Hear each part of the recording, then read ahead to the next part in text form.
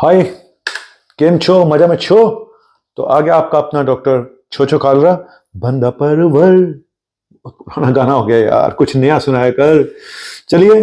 बेकरार करके हमें यूं न जाइए, आपको हमारी कसम, लौट आइए। जी हाँ, टॉपिक यही है। लौट के मैं उसी टॉपिक पे आया हूँ जो शायद दो तीन साल पहले मैंने टॉपिक बनाया था, लेकिन बहुत ही इंपॉर्टेंट टॉपिक है क्योंकि अब नए नए इसमें चेंजेस हो गए हैं, ट्रीटमेंट में नए नए रिवॉल्यूशन हो रहे हैं, क्रांति आ रही है। और तो मुझे लगा कि ये टॉपिक बनाना बहुत जरूरी है। मैं बात कर रहा हूँ शुगर के पेशेंट की, डायबिटीज मेलाइटस की। शुगर के पेशेंट एक दवा जनरली ज्यादातर लोग ले रहे होते हैं, ज्यादातर लोग बता रहा हूँ, सब तो नहीं, क्योंकि कुछ लोगों को गैस्ट्रिक प्रॉब्लम होती है या वो टॉलरेट नहीं कर पाते। लेकिन ये मेडिसिन सबसे पुरानी मेडिसिन है, सबसे सस्ती मेडिसिन है। जी हाँ, मैं बात कर रहा हूँ मेटफॉर्मिन। जी हाँ, मेटफॉर्मिन की। मेटफॉर्मिन की डोज 500 मिलीग्राम से लेके हम लोग कई बार 250 से भी देते हैं। 250, 500, 1 ग्राम, 2 ग्राम, 3 ग्राम तक भी डोज दी जाती है। मेटफॉर्मिन बहुत ही अच्छी मेडिसिन है, वेट कम करती है। तो आज मैं इसके मैकेनिज्म एक्शन पे तो बात नहीं करूंगा कि कैसे वो काम करती है, लेकिन मेटफॉर्मिन बहुत सारी दवाइयों के साथ कॉम्बिनेशन में भी आती है, गिलिम्प्राइड के साथ, सल्फोनिल यूरिया के साथ, ग्लिप्टिन के साथ और SGLT इनहिबिटर। मतलब कोई भी दवा ऐसी नहीं है जहां पे कॉम्बिनेशन ना आ रहा हो, इवन जो पाइग्लेटाजोन है उसके साथ भी। लेकिन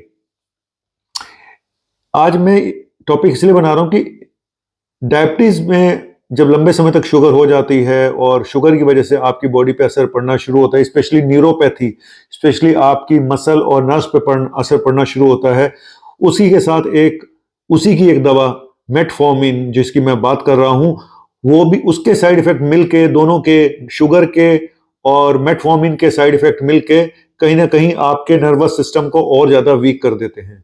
आपकी न्यूरोपैथी, आपकी कार्डियक न्यूरोपैथी, आपकी ऑटोनॉमिक न्यूरोपैथी, सारे सिम्टम और बढ़ा देती है मेटफॉर्मिन। तो मेटफॉर्मिन क्यों ऐसा करती है? क्योंकि मेटफॉर्मिन कर देती है आपकी बॉडी के अंदर विटामिन B12 की कमी। एक तरफ शुगर नसों पर असर डाल रही थी, उधर से विटामिन B12 की कमी हो गई, मेटफॉर्मिन ने कर दी। तो दोनों ने मिलकर क्या किया? सोने पे सुहागा। इसको सोने पे सुहागा नहीं कहते, इसको कहते हैं आग में घी डालना, नींबू निचोड़ना।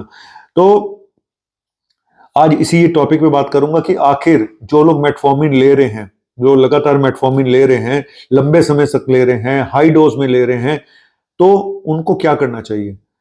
आज मेरे पास एक दवा है, ये बताऊंगा कि इसको साथ साथ जरूर लेते रहना, क्यों लेना जरूरी है और कैसे लेना है। ये दवा नाक के थ्रू मैं दूंगा आपको, ठीक है? तो कोई बहुत मुश्किल काम नहीं है, तो आपको दिखा देता हूं।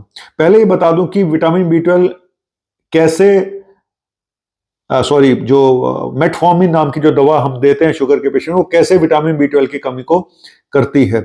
एक तो हमारी इंटेस्टाइनल मोटिलिटी है, उसको ऑल्टर कर देती है, पहली चीज। दूसरा, बैक्टीरियल ओवरग्रोथ होने लगती है। तीसरा, जो अपटेक है B12 का, एब्जॉर्प्शन है, उस पर भी असर पड़ता है, ठीक है? स्मॉल इंटेस्टाइन में विटामिन B12 का अपटेक कम हो जाता है। इस तरह से ये मेटफॉर्मिन जो है B12 की डेफिशिएंसी कर देती है। इसीलिए शुगर के पेशेंट में अगर आप मेटफॉर्मिन ले रहे हैं तो पीरियोडिक B12 का चेकअप कराना बहुत जरूरी है। हर 6 महीने पे B12 का चेकअप जरूर होना चाहिए।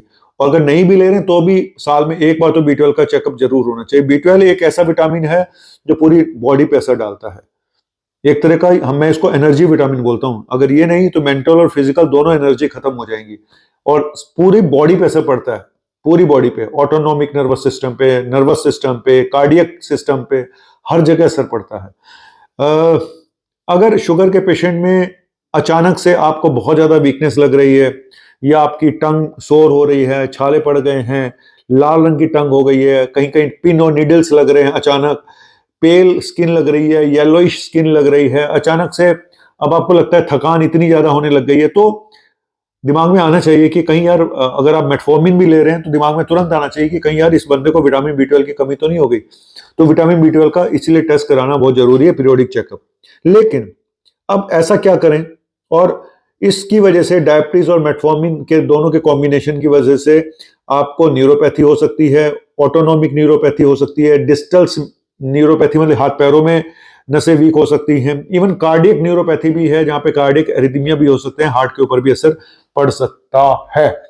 तो मैं आज आपको इसका एक मेंटेनेंस चीज दिखा रहा हूं कि अगर आप मेटफॉर्मिन ले रहे हैं तो एक दवा मेरे हाथ में है, बहुत सिंपल सी है, कोई खाना नहीं है, कुछ नहीं करना है। ये है, ये एक विटामिन B12 का स्प्रे है जो मैं खुद भी करता हूं। तो आप लोगों को बोलूंगा अगर आप मेटफॉर्मिन ले रहे हैं तो आप इसको देखो, पहले तो आप अपने विटामिन B12 चेक करा लो। अगर कमी आती है तो अगर आपको लेना है इसको तो कैसे लेना पहले ये भी बता दूंगा। फिर बताऊंगा कि अगर मान लो आपको टेस्ट नहीं कराना, आपको मेंटेनेंस के फॉर्म में लेना तो कितनी डोज लेनी है। अगर आपका B12 कम आता है तो इसको आपको पहले तो इसको खोलना है, इसका ढक्कन बिना खुले तो कुछ भी नहीं होता जिंदगी में। सबके ढक्कन खुले हुए मेन होल के, कोई कहीं भी गिर सकता है बरसात का मौसम में। तो इसको ऐसे हिलाइए और पहली बार, और ये नाक के थ्रू दी जाएगी, ऐसे नाक में रख के आपको इसको दबाना है। और जब आप इसको नाक में रख के दबाएंगे तो सांस रोक लेनी है, ठीक है, ये भी करना है। इसको जब हम पहली बार खोलते हैं तो इसको पहली बार 4 से 6 बार हवा में करना है, ऐसे 1 2 3 ऐसे 4 बार हवा में करना है, ठीक है। 4 बार हवा में करने के बाद इसको नाक में रख के आपको, मैंने तो ले लिया अपना B12। तो ये B12 काफी नाम से मिल जाता है, नेज़ोकोबाल, नेज़ो B12, मैं कुछ नाम यहाँ पे लिख के दे दूंगा, आप जो भी लेना चाहे। और नेट पे भी सर्च कर सकते हैं विटामिन B12 का नेजल स्प्रे। इसमें एक स्प्रे में 250 माइक्रोग्राम होता है। और जिनको कमी आई है उनको एक दिन छोड़ के लेना होता है, लगातार 7 डोज लेनी है, यानी 14 दिन तक आपको लेना, एक दिन छोड़ के, और उसके बाद हफ्ते में 1 बार बस, और उसके बाद महीने में 1 बार। तो मैं ये बोलूंगा कि अगर आप टेस्ट नहीं कराना चाहते, मेटफॉर्मिन अगर आप ले रहे हैं, तो इस स्प्रे को महीने में 1 बार जरूर ले लिया करो। एटलीस्ट कुछ तो मेंटेन रहेगा। टेस्ट भी नहीं कराओगे, ये भी नहीं कराओगे, वो भी नहीं कराओगे, ये स्प्रे अब नाक में से कोई लाल लाल निकलना ना शुरू हो जाए। पिंक कलर की शर्ट पहन के आया लौंडा, हीरो बन के, पता चला नाक में से, और फिर लोग डर जाते हैं, खून तो नहीं आ गया डॉक्टर साहब, इसमें कहीं खून तो नहीं आ गया? खून वून नहीं है, इसका रंग ही लाल है, घबरा मत जाना। तो ये मैंने आपको डोज बता दी है कि एक स्प्रे में 250 है, तो दोनों जगह करोगे तो 500 माइक्रोग्राम आपके अंदर चला गया। और 15 मिनट के अंदर अगर आप टेस्ट कराओ तो आपका इसके बाद तो बहुत अच्छे रिजल्ट हैं, बहुत जल्दी एब्जॉर्ब हो जाता है बॉडी के अंदर जाके। तो मेरा कहने का मतलब है कि अगर कमी है तो इसका प्रॉपर डोजिंग लें, 14 दिन तक, एक दिन छोड़ के, फिर हफ्ते में 1 बार। और अगर आप मेंटेनेंस डोज के तौर पे लेना चाहें तो मेरे ख्याल से महीने में अगर 1 बार भी लेते रहेंगे मेटफॉर्मिन के साथ, तो आपको B12 की कमी होने के चांसेस बहुत कम है। लेकिन फिर भी बोलूंगा कि महीने में, साल में 2 बार अपना B12 का टेस्ट जरूर कराया करें। और जब B12 का टेस्ट कराएं तो 1 महीना पहले दवाइयां बंद कर दें सारी, चाहे वो नेजल स्प्रे हो, चाहे इंजेक्शन हो, चाहे वो नहीं, करेक्ट रिपोर्ट आपकी आएगी नहीं, ठीक है। तो ये मैंने बताना था आपको। अगर आपकी समझ में आ गया तो बहुत अच्छी बात है। तो मेटफॉर्मिन एक अच्छी दवा है, ये नहीं कि मेटफॉर्मिन बंद कर दें, क्योंकि मेटफॉर्मिन के बिना गुजारा भी नहीं है, ये भी मैं बता दूं। हालांकि बहुत सारी मेडिसिन और भी आ गई है मेटफॉर्मिन के अलावा जो वेट कम करती है, जैसे हमारा SGLT इनहिबिटर है, वो भी वेट कम करता है। तो और भी मेडिसिन है, जैसे GLP रिसेप्टर है, एगोनिस्ट है, और SGLT इनहिबिटर्स हैं जो वेट कम करती है। पर मेटफॉर्मिन में सबसे अच्छी बात है कि बहुत सस्ती दवा है। सिर्फ गैस्ट्रिक प्रॉब्लम जिन लोगों को रहती है उनके लिए थोड़ा सा ठीक नहीं है, उनको टॉलरेट करने में प्रॉब्लम होती है, तो हमें मेडिसिन बंद करनी पड़ सकती है। अदरवाइज कोई बड़ा साइड इफेक्ट नहीं है, ठीक है। और कुछ लोग अगर गैस एसिडिटी की दवाइयां PPI ले रहे हैं तो उनको भी B12 होने की कमी रहती है। तो मुझे ख्याल से जो PPI रेगुलर लेते हैं उनको बहुत ज्यादा लंबे समय तक नहीं लेना चाहिए, रोक के लेना चाहिए बीच बीच में, और अपने डॉक्टर से। और स्पेशली जो बूढ़े लोग हैं उनमें भी B12 होने की कमी ज्यादा रहती है। तो अगर आप शुगर हैं, आप बूढ़े हैं, मेरे जितने बूढ़े नहीं,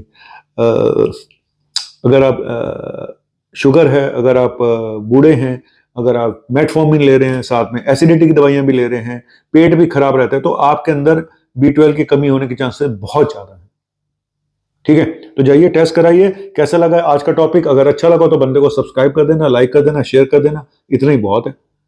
चलता है आपका बंदा परवर, थाम लो जिगर, तो थाम लो जिगर। मैं चला यूं इस अपने स्प्रे के साथ। कॉस्ट कितनी है स्प्रे की भाई नेट पे चेक कर लेना, अलग अलग कंपनियों की अलग अलग है। मेरे ख्याल से 300-400 रुपए के आसपास होगा, मुझे आइडिया है, इतना ही।